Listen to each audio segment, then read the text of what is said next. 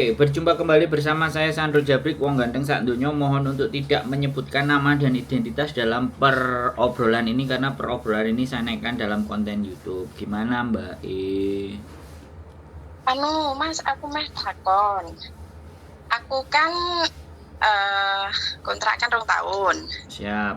Terus nek seko Indo kan nggak tahu sih.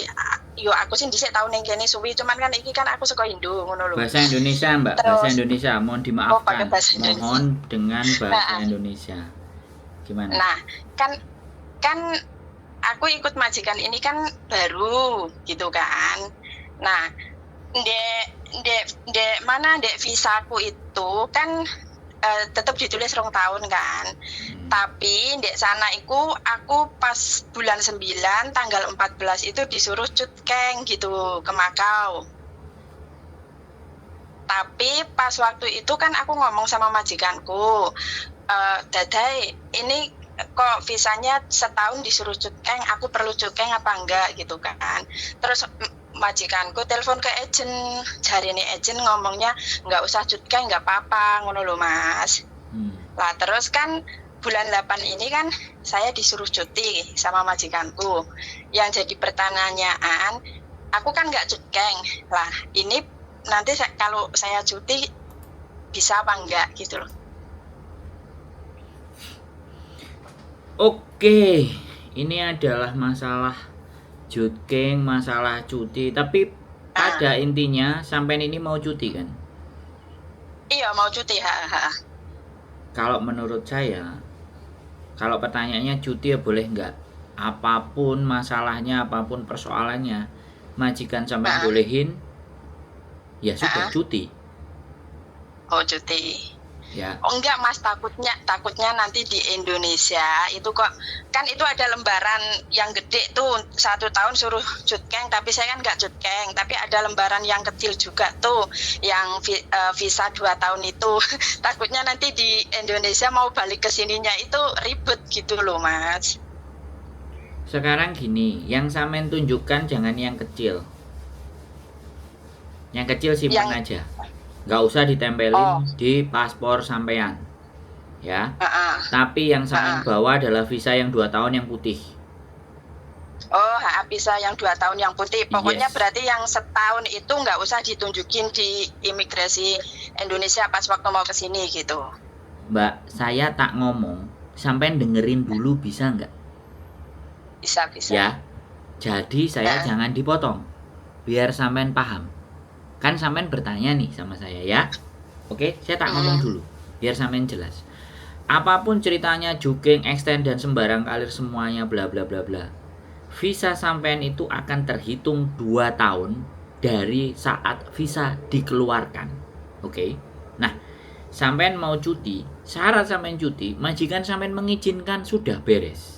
Kalau ketakutannya sampai nanti visanya sampean nggak boleh berangkat bla bla bla bla karena Indonesia macem-macem kakean peraturan persyaratan dan sampean takut, ya jawabannya jangan takut, dan kertas yang kecil nggak usah ditempelin di situ, simpen tempat lain.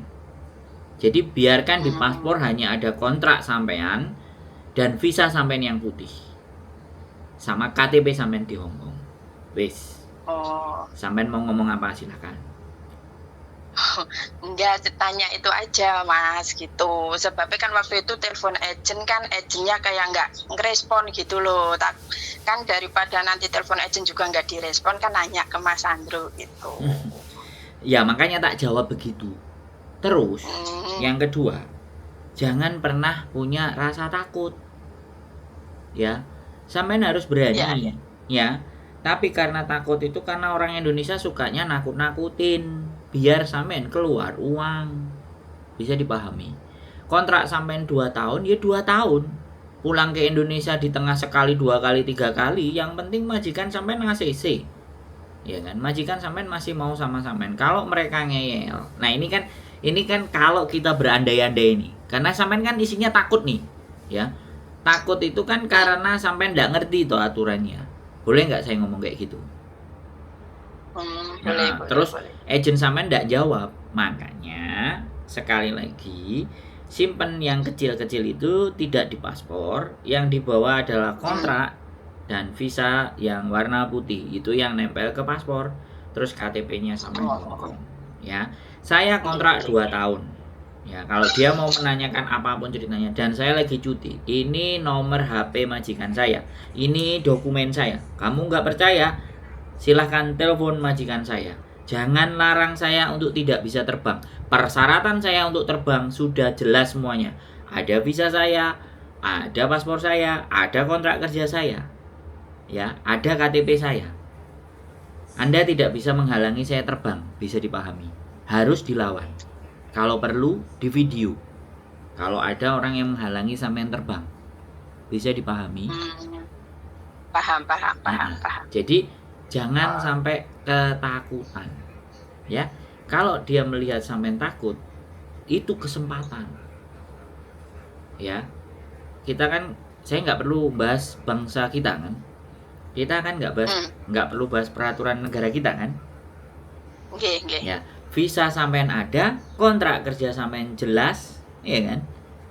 KTP sampean juga ada, sampean punya majikan.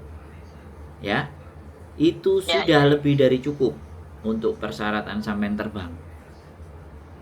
Apalagi yang akan mereka mau ributkan. Ya udah, makasih ya Mas informasinya. Oke. Assalamualaikum. Waalaikumsalam warahmatullahi wabarakatuh.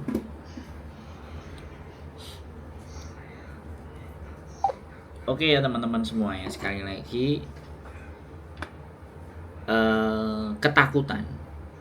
Nah, inilah hal yang paling menjadi persoalan yang akan sampai kapanpun itu pemecahannya akan luar biasa. Orang takut itu karena apa? Membayangkan hal yang buruk terjadi kepada dirinya. Belum terjadi sudah dibayangkan itu buruk. Nah, orang yang artinya sekali lagi artinya bahwa orang itu ketakutan itu karena dia benar-benar tidak menguasai dirinya sendiri secara penuh. Dan bisa jadi orang ketakutan itu karena tidak memahami tata aturan. Makanya beliaunya bertanya kepada saya. Ya.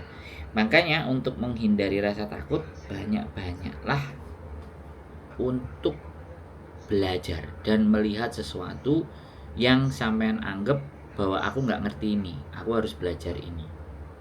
Ya, kalau telepon ke agent tidak diberikan jawaban ya sudah, tanya ke saya.